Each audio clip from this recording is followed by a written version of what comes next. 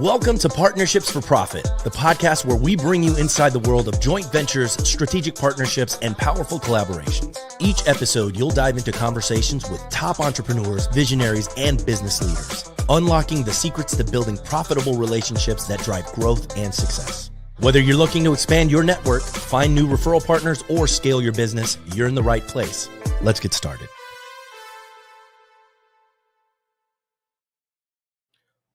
Welcome to Partnerships for Profit, presented by LeDuc Entertainment. Today we are joined by Marlon Griffith, who is the owner and principal litigator of the Griffith Law Group. Marlon, welcome to the show. Thank you, Adrian. Nice to be here. It's great having you on. Can you start off by telling us a little bit about yourself and a little bit about Griffith Law Group?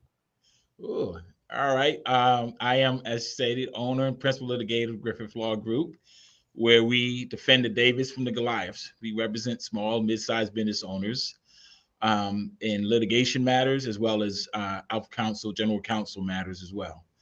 I've been an attorney, a trial lawyer, because I've done trial work my entire life for, wow, Adrian, almost 30 years. That's in fact, amazing. No, Adrian, I'm wrong. I said almost 30 years. It's been over 30 years now. I've been in and out of the courtrooms and depositions and everything like that. I love it. I love representing my clients. I love fighting for my clients. I love getting great results for my clients. And that's who I am.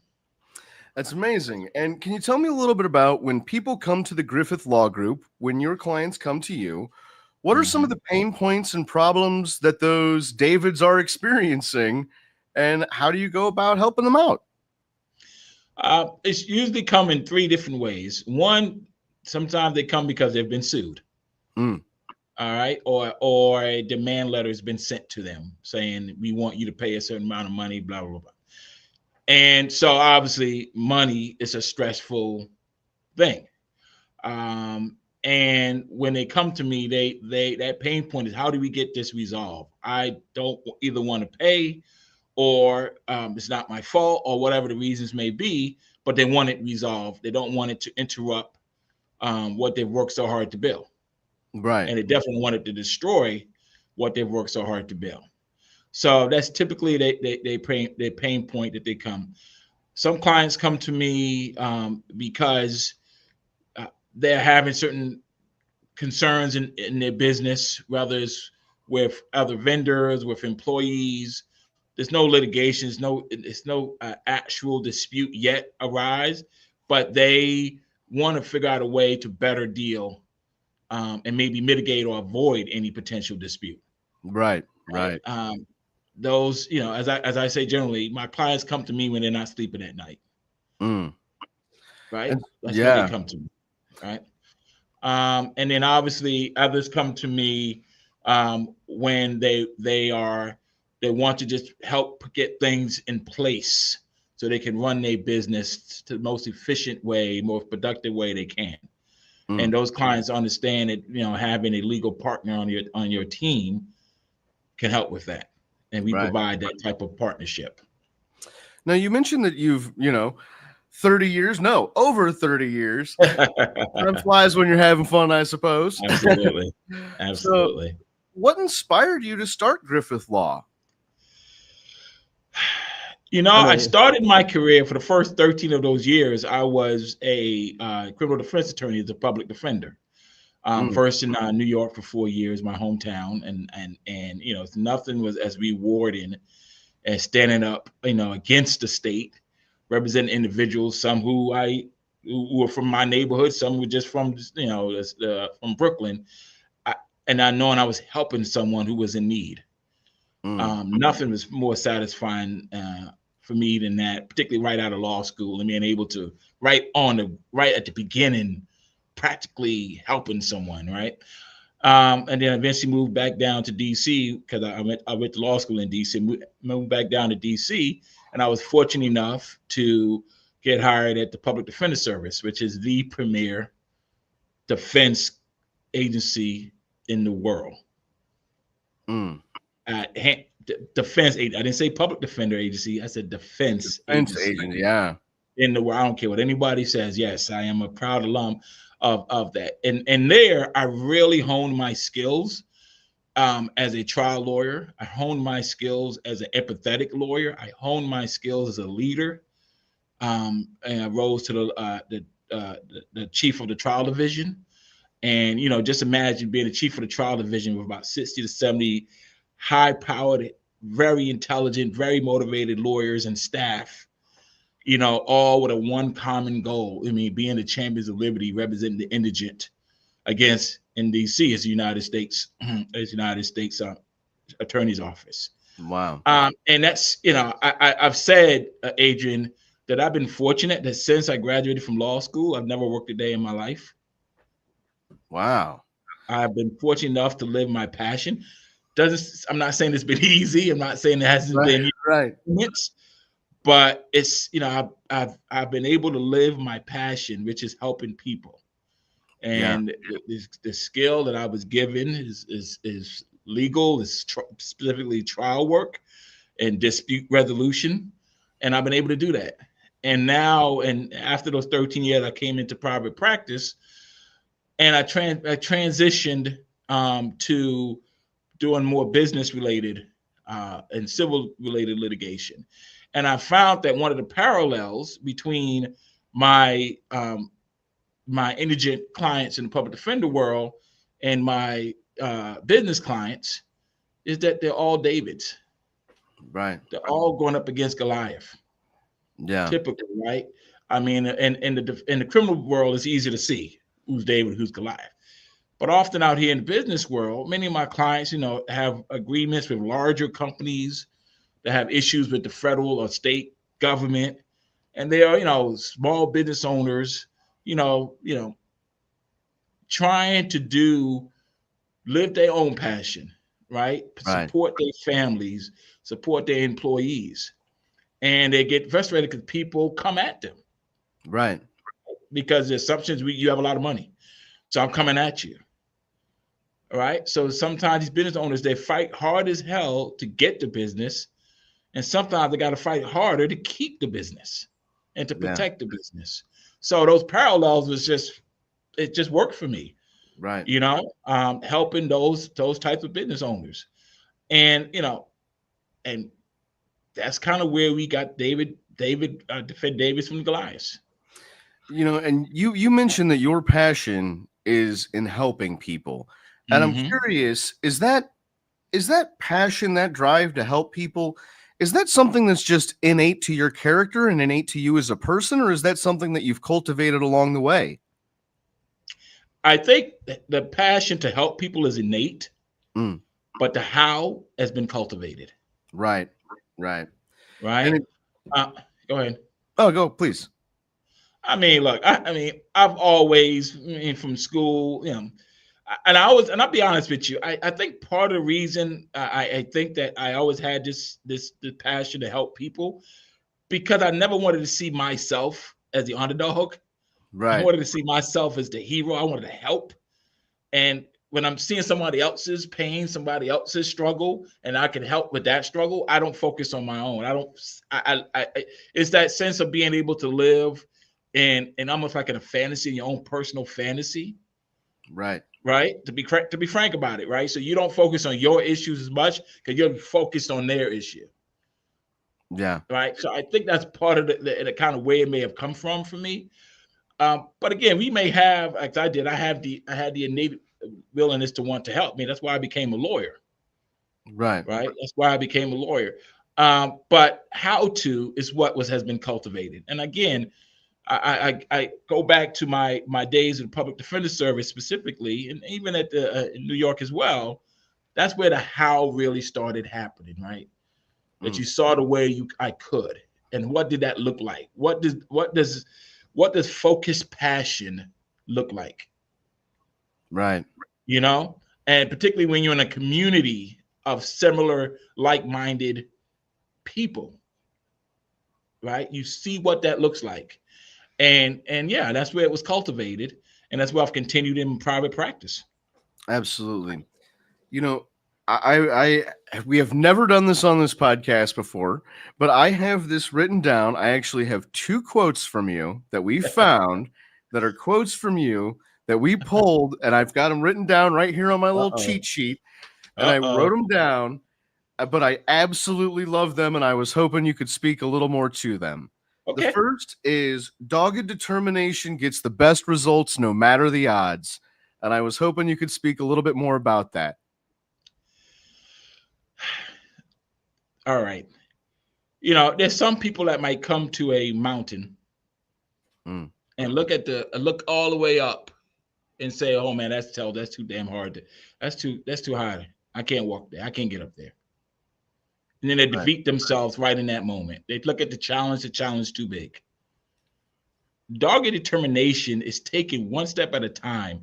Don't let the impact or the size of the challenge sway you from the work that you need to do. And it goes back to when you understand that the issue is bigger than you, you're working for someone, right? You're not working for you. You're representing someone, right? And even if I'm representing a business, I'm representing somebody owns that business. Someone is impacted. The employees are impacted. So it's much easier for me to be focused because I'm a client-centered driven firm, right? That's how we're focused. And that requires that dogged determination that you don't take no for an answer. I love it. you don't let, because the other side comes in with their big briefcase and their fans and more lawyers and all of this. You don't take no for the answer. Just because the judge may not have ruled in your favor today, you don't take no for an answer. You keep trying to figure out a way. And sometimes that's what gets the best results. It may not be the ideal result. Make sure you understand that, right? But it's the best result that was possible given what you were facing. That's incredible. You know, so I understand this whole, I'm not going to get some people is a famous saying from, I think it was the 80s or early 90s about why can't we all get along? Yeah, well, litigators, that's not how it works. You walk into the room, hey, why we can't all get along? Well, if you just give me what I want, and I wish that was the case, right? Right. But they don't. Yeah. Right? They don't. And I mean, that's incredible. And that kind of leads into the second quote that we pulled from you that I've got right here. And I've never pulled quotes from somebody. This is a first for the show. Some assume that just because my firm is small in size, that we are not mighty in effect. I revel in proving them wrong. Wow, what a quote that is. I mean, that goes back to that David and Goliath. Can you speak to that? I mean, just proving them wrong and just being small in size but mighty in effect. What a line. Yeah. I'm a boutique law firm, right? So I'm a small law firm, right? We're not, the AM 100s, the AM 200s. But you know what? When I'm in that courtroom or when I'm at a deposition, it's just me and you. Right. Right. I don't care where you work. I don't care who you represent. I don't care about any of that in and of itself. Right. I care about my client, and I'm there to represent the interests of my client. And what my client needs from me and requires from me is to be bold, just like they are. Right. And not to be intimidated. Right. I'm not. Yeah. Right. I'm not. So, so that's, and honestly, like I told you before, a lot of this comes from, you go through different levels. When I was in New York, there was the district attorney's office. I was in Brooklyn, and going up against district attorney's office. Ooh, the district attorney's office, and they are a great office. Very professional, obviously, well run, well staffed. They no joke. I mean, I'm running up against them. I litigated against them. It's a young lawyer right out of law school. Successfully, I should say. Then I came to DC, and now it was the U.S. Attorney's Office. It's the federal government. That's how DC works. It's the federal government. It's the prosecutor here for most of the cases. And they are well resourced, right? And it's just never really struck me that it was, every case I had was U.S. versus. Wow. U.S. versus. And I didn't see the U.S. as a us. Right? I saw the U.S. as a them. Right? So, and it's just me and my client. And as many times I was in the courtroom with just me and my client. Yeah. Right? And it's just, I don't know how to explain it, Adrian. It's just something about that I revel in that. I do. Right. That challenge, right? It's that challenge of trying to think creatively. I'm sorry. Trying to, I mean, it's a lot of anal stuff, analist that goes with this. But I mean, I would tell you, I'm working on something right now, and I got up at 2:00 in the morning because I couldn't sleep. Went down to my office to write. Wow. And that's just how, I don't know if it's healthy, not healthy. I don't. Right. I tell you what, though, I went down. I spent a couple hours writing. I was able to get some sleep after that at 4:00 in the morning. But it's just that's just what it is. It's like you are representing someone bigger than you. It's bigger than you. Right. So as I like to say, my clients are the Davids, that my clients are the Davids. I'm the guide. I'm there to help David take down Goliath. Right. Well, and that sort of leads into a question. I mean, and now I'm curious because you mentioned, you had to get up at 2 a.m. to go write and get it off your mind, and I'm curious, do you find it difficult? I mean, obviously you're working every day in a situation where with these clients, emotions are running very high, things are on the line. Do you find it difficult to sort of compartmentalize and say, that's work, I got to keep it over here. This is family time, I got to keep it over here. This is personal life. I mean, is it hard to compartmentalize that? This is what I do. Of course, it's hard to do that. So you have to trick yourself. And one of the ways I trick myself is that phone, I leave it. If I'm with my family, if I'm at one of my kids' games or whatever, or we at dinner, the phone is in my hip, but I'm not on my phone. I'm not looking. Right. It's tempting. Right. I can't say that sometimes, given them my line of business, sometimes there's a call and I may have to take it, but that's very rare. Sure. Right. So I do, it is hard. It's a challenge, of course, because when your mind is running, and you can't stop your mind from running without action. It's like last night, my mind was running. I had to get up. I didn't understand why I couldn't sleep, but that's why I couldn't sleep. I had to go and put it down, and then once I got it down, then my mind kind of slowed down. I was able to sleep. Sure. Now, that's not my everyday. I'm just working on a particular deadline at the moment. So I don't give you the impression that's my everyday. But when I'm in it, right. When in between the lines, we in between the lines. But when I'm not in between the lines, Adrian, I'm a chill dude. But when you're in between the lines, they know. That's awesome. They know. I love that. Yeah. That goes back to that kicking ass and taking names, which we'll talk about shortly. Yes, but yeah, sir. I'm curious, when clients come to the Griffith Law Group, is your strategy and your approach, is it sort of a one-size-fits-all approach and strategy, or is everything you do highly custom tailored to the individual client and business and their needs? So it's like this podcast that we're doing right now, a live stream. I'm the guest, so I'm talking a lot. And sometimes lawyers think that that's what we're supposed to do all the time. Right. And the best lawyers, and something I learned over time, is best lawyers listen. And it's a skill you have to learn. It's not a skill you're born with, right? You have to be an active listener, right? And sometimes the things that you listen to, it's just not what the legal issue may be, but it's also what is the personal impact? What are the personal issues, right? What is the business realities of the client? Right. See, I don't represent legal issues. I represent clients. I represent people. Right? So everybody's different. So I cannot have the same approach, the same cookie cutter plan for your issue is dispute for a contract. This is how we're going to do it. No. Some clients can have a limited budget. Right.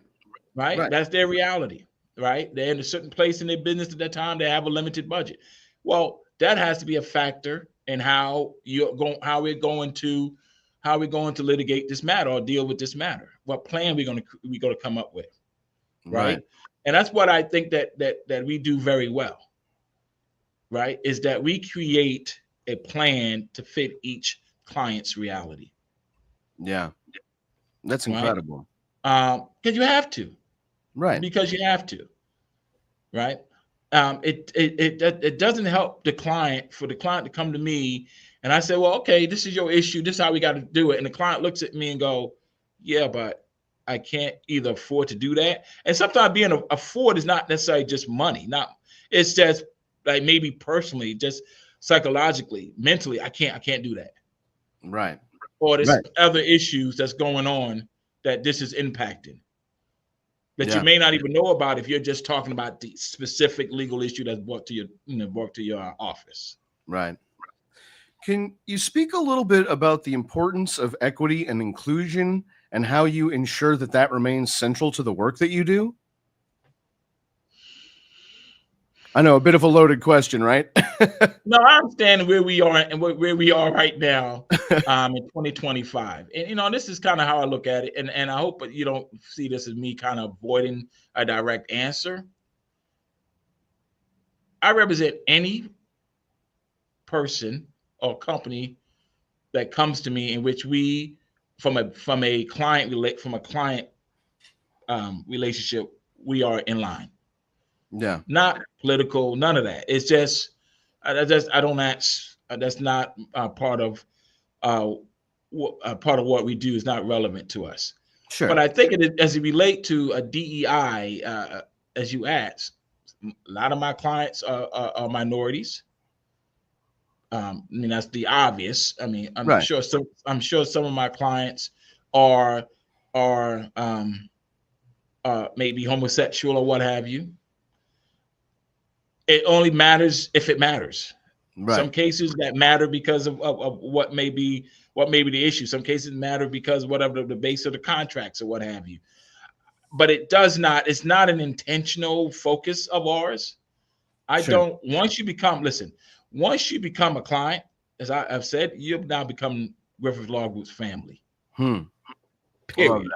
Love that. Right? You're not family, right? You know, and so we're representing you as if like we represent our family.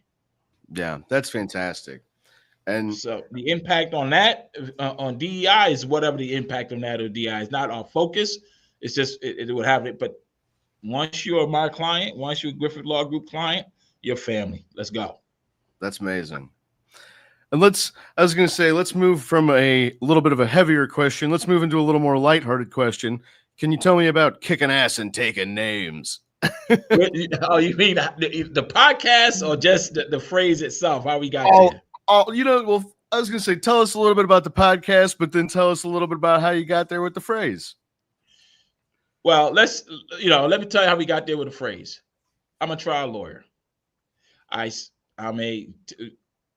the attitude that I had and have. When I entered into a courtroom, when I entered into dealing with the opposing counsel, my attitude, I'm kicking ass and I'm taking names on behalf of my client, period. That's it's great. Almost like it's like this focus, right? It's like this focus that you have. Like one of the books, is almost unrelated, but one of the books that I read and I'm part of my always yearly must read is the Magic of Thinking Big. Right. And it's also, and one of the things in those books, you talk about having like purpose and having a definite purpose. And to me, once you have that mindset, everything just flows from that. So when I talk about kicking ass and taking names, it's not something I have to create. It's authentically who the hell I am. Hell yeah. And it's kind of what I've really, over the years, once I got comfortable with who I am, I'm all in. Yeah. Right. So it's authentic. It doesn't mean, so we're clear, it doesn't mean coming into the room and being loud and being, whatever they do on TV. I always love when I see these lawyer shows and some guys loud jumping on desk and all of that kind of stuff. That's not what it's a mindset. Right. It's a mindset. That's what it's about. It's a mindset. I'm here to kick your ass and take names. It's like sports. Right. Same thing. So the podcast that I have, Kicking Ass and Taking Names, a small business owner empowerment podcast, is my view is to be a business owner, particularly a small business owner. In this, you got to have that mindset. Yeah. Again, very clear. It don't have to be manifested in some type of rah-rah, right? That's not the point. But your mindset still is, that's what I'm doing out here. I'm building this business. I'm kicking ass and I'm taking names. I'm bold, man. I'm going to do this. I don't look at the 85% of businesses who don't make it to 5 years. I'm part of the 15 that does. Wow, that's the mindset you have. That's a statistic. Yeah, it's real, right? You don't focus on that. When you look at a glass that has water in it, right? And is at a certain level in the glass, you don't look at that glass as half empty, right? You look at that glass as half full. Right. All you've seen is opportunity. Yeah. That's the mindset that you got to have to be successful business owner. That's the mindset. Right. Yeah. When you're going through that tunnel and you don't really see the light at the end of the tunnel, but just put your head down, you're going to get there. You just know the light is there. Right. Yeah. That's that mindset. When you get to the bottom of that mountain and you look up, the people get to the bottom of that mountain, they look up and see how tall that mountain is. Successful business owners look at the first step. Say, I'm going to take that first step. They look at the second step, and the third step, and they keep taking the steps, keep taking the steps. And eventually they arrive at the mountain, and they're the ones who get at the top of that mountain, get to look down at everybody else who was too afraid, who didn't have that kick ass and take name mindset to take that one step at a time up that mountain. That goes back to that dogged determination that we spoke about earlier. Determination. And like I said, that's kind of what distinguishes me in some ways. And is say to my client, I'm a business owner. Yeah. I don't work for a law firm. I am the owner. So I have to make decisions, not just as a lawyer. I make decisions as a business owner. Right. I understand what's involved in that. I understand what it feels like at times to go home and can't sleep at night, not related to having to file something in the case. I know what that's about. I know what it's about to have to make those decisions. That if somebody comes in and say, well, you just need to do A, B, C, or D, it's not as simple as A, B, C, or D. Right. So now I'm curious, can you share with us, when you think back on all the people that you have helped, all the businesses, clients that you have helped through the Griffith Law Group, is there one that stands out in your mind that you could share with us of an individual or a business where you really saw a positive transformation in them as a result of your help and guidance?